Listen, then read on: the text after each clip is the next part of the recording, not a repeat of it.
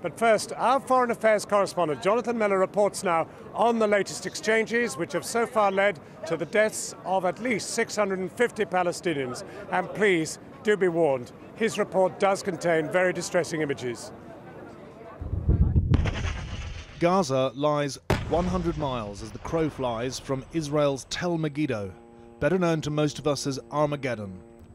But to those under fire in this oppressed, oppressive enclave, this relentless onslaught and the fight back feel to many here as though the last battle has begun. The Palestinian militants' rockets continue to blast off into Israel as Israeli drones and tanks and gunboats, attack helicopters and F-16s continue to visit death and destruction here. 2 F-16 missiles hit this apartment building a stone's throw from our hotel at 10:32 p.m. last night. Families in flats upstairs, most refugees from the bombardment of Shajaya further east, were warned by phone and all got out. A mini-mart and other shops downstairs had storerooms at the back. Is it possible that maybe Hamas was storing rockets in the back? Is it possible that maybe Hamas was firing rockets from across the road in that empty space? No, ever, never. You know how do you know? How it's possible to come military person to store here rockets? No way. And also, when the attack finished, we come and we know that's not anything of military material here. If it was, I will tell you. By lunchtime, 21 were dead, 56 by 4:30. Total deaths now creeping inexorably towards 700, most civilians, 4,300 wounded. 32 Israeli soldiers are now dead, 2 civilians there. In central Gaza City, we passed Al-Aqsa Mosque. Well, it was Al-Aqsa Mosque until it too was visited by the Israeli Air Force, which targets mosques suspected of storing weapons. And that's exactly what happened here. When I put that to local residents, though, they laughed. This was a 7-story block, 22 flats, 160 people. One had a phone call saying, "You've got 3 minutes to get everybody out." They ran, and all they've got left now is what they're wearing. We've heard so many airstrikes today, all around us, all the time. A drone hit a house as we were driving down an adjacent street about an hour ago. It was very loud and very frightening.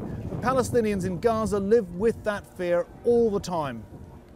A Palestinian friend of mine called Adim is staying with her 2 tiny children and her parents in a house just south of Gaza City. It's about half a mile from the Israeli border. And for days now, they've been pinned down under incessant shell fire. They're carrying in a corridor and running out of food and water. We've been in constant touch, but I'm going to call her now.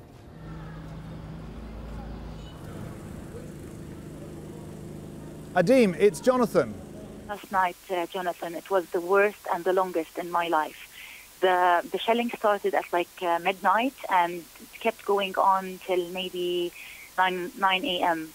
It was really, really heavy shelling, like non-stop, continuous. And you know what's really like every night I sleep and I say, oh my God, maybe this is the last time I see the faces of my babies, or maybe this is the last minute I hug him.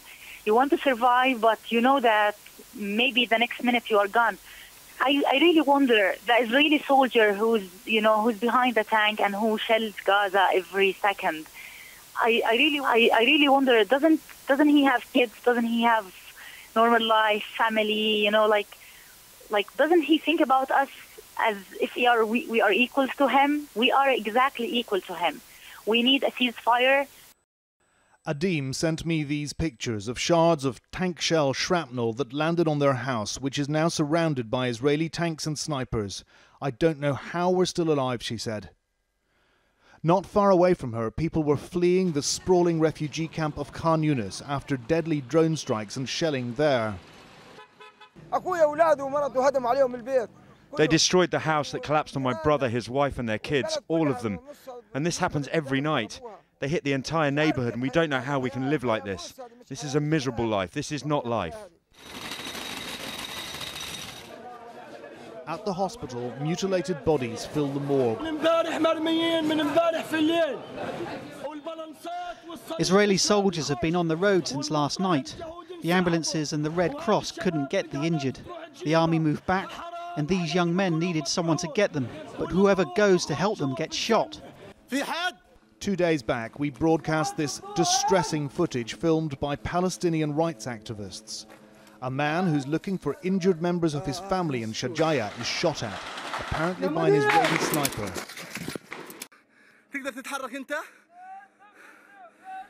As he lies there, he takes a second direct hit. At this point, we freeze frame. The third shot kills the man.